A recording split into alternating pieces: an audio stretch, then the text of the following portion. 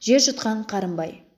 Қазақта айтамын жарамазан ойлай, қарынбай өткен екен малға тоймай. 30 күн оразада бір қой соймай, қара жер тартып кеткен бойлай деген өлең бар. Бұл жайлы Алла тағала қасиетті Құран кәрімде расында Қарун Мұсаның қауымынан еді де оларға қарсы келді. Сондай-ақ оған кілттерінің күшті бір топ адам әрең көтеретін қазыналар берген едік дейді. Қасас сүресінің 76 аятында және бұл жайлы қысқаша баяндайды.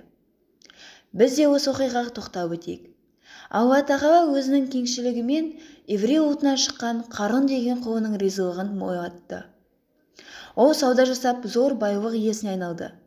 Сол байлықтың буына мастанып, айналасындағыларға шекесіне менсінбей қарап, Аллаға да мойынсынбай, өзіне ғана риза болған күйде өлшеніп берген өмірін сүріп жатты. Ол ешкімге бағынбады. Мүмін туыстарының өзіне Алла тағала берген байлыққа асып таспа, адамдарға үстемділік етпе, көп адамға бермеген байлықты саған бергеніне шүкіршілік ет деген ақылдарына құлақ аспады. Бұл ешқандайда Алладан емес, білім мен іскерлігін арқасы деп дандайсыды. Оған қауымы: «Ей Қарун, сенің қолың жеткен бұл байлық Алла тағаланың кеңшілігінен. Ендеше неліктен жақсы іс амал жасап, осы дүние мен ақыреттің сауаптарына ие болмайсың? Бұл дүниеден өзіңе тиесілі нәрселерді ал. Әдемі киін, дәмді тамақ же, жақсы үйде тұр. Бірақ әр ісінің орнын біл», деді. Қауымы оны қаншама рет тура жолға шақырғанымен, ол алған бетінен қайтпай, асқақтай берді. Бір күні ол өзінің бар салтанатымен, әдемі көйлектері мен әшекейлерімен жастанып, қызметшілерін ертіп келе жатты. Оның бұл салтанатына қызыққан кей адамдар: «Шіркін-ай, біз де Қарун сияқты өмір сүрсек қой», деп армандады.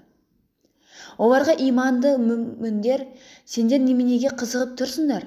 Қарунды масайратқан байлық адамшыл, түкке тұрмайтын дүниелік нәрселер. Алла тағаланың өзінің иманды құлдарына беретін ақыреттік сыйлықтары бұдан әлде қайда артық. Өйткені жаннатта көзіңе елестете алмайтын игіліктер бар. Оған тек жаннат иелерінің ғана қолы жетеді», дейді. Адамдар осылайша Қарунның сән салтанатынан тамсанып тұрған. Сол кезде жаратушы ие оны және оның үй мүлкін көптің көз алдына әп-сәтте жерге жұтқызды да, ештеңе болмағандай жер тып-типыл бола қалды.